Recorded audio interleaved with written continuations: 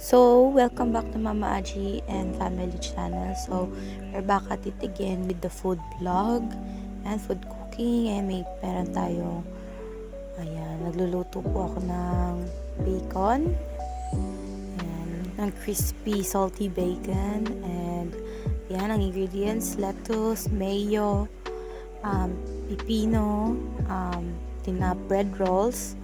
Yan, ito yung finished product na hotdog. Consisting lang po yun ng pipino, tomatoes, and lettuce. Ayan, meron din po kaming panghimagas na pineapple. Ayan, ito yung green cucumber, tomatoes, bacon and ham po yan with hotdog. Pinisan na naman yung protein. Ayan, QP mayo, and lettuce romaine. Lettuce lang yan. Ayan. Ang very sweet pineapple. Ito yung crunchy bread rolls po na binili namin sa Heran Bakery.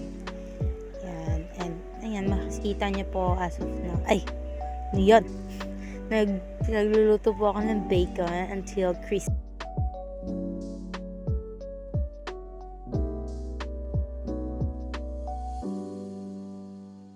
Ayan, ang bacon po namin is hindi pa naman siya kinukook ng sobrang crispy. Niluluto po namin siya ng preferred namin ng type ng coco cheese, yung tama lang, may right crispiness pero may pagka-soft pa po yung bacon. Ayan, and marami po yan.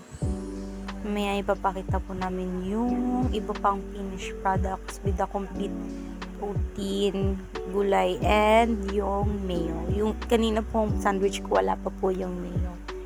Ayan, napatulo ang oil.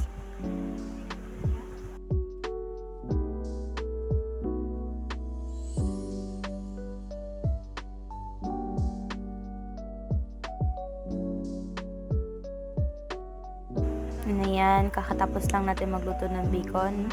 Gagawa na po tayo ng mismong sandwich. Natin po namin yan sa middle, tapos i-open mo po siya ng onte. Ayan. Nag-struggle po ako dyan ng onte, kaya be patient po.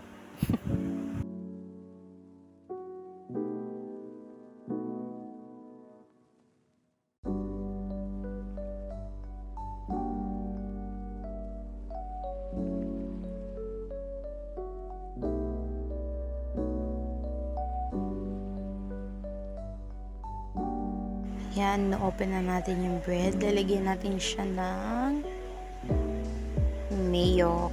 Tinatak-tak-tak-tak muna po para bumaba. Ayan, tinotally open na po siya. Ayan. Daming mayo. Kay Shane po yan. Yan po yung preferred niya. So, customizable naman po ang inyong sandwich. Depends po sa inyo kung anong gusto nyo. Kung maraming mayo, maraming protein, or maraming gulay, or onti lang, sakto lang. Ayan, nalagyan natin yan ng bacon. Malinis pa yung kamay ko. Nagugas ako ng kamay.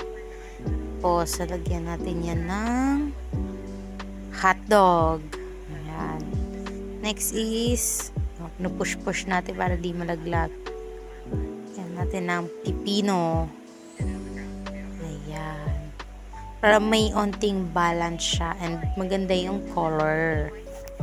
Siyempre, after finishing the finished product, i-montage natin yan and take a good look para manamnam nyo through the screen. Yan.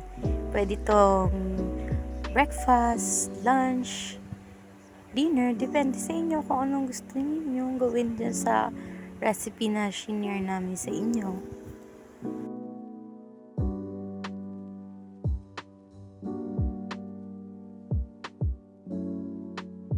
So, ayan, may added ingredient, which is cheese. Quick melt cheese po yan. Pero depende na po sa inyo kung anong type ng cheese yung gusto niyo. Mapa-melted ba yan, mapa-cheddar, kung ano man yan. Hindi ko na alam kung anong mga type. Pero ayan, lalagyan namin ng cheese para may onting saltiness, tsaka may pagka-creamy yung pagka-bite mo sa sandwich. And ayan, nakita niyo po, nahati ko siya. Nilalagay ko po yan sa tinapay. And also, don't forget to like, subscribe, share our videos, and Kung anong man masasuggest ninyo or anong masasabi niyo sa video namin, comment kayo and engage to our videos, and sana naging yung nai-enjoy yung sinishare namin.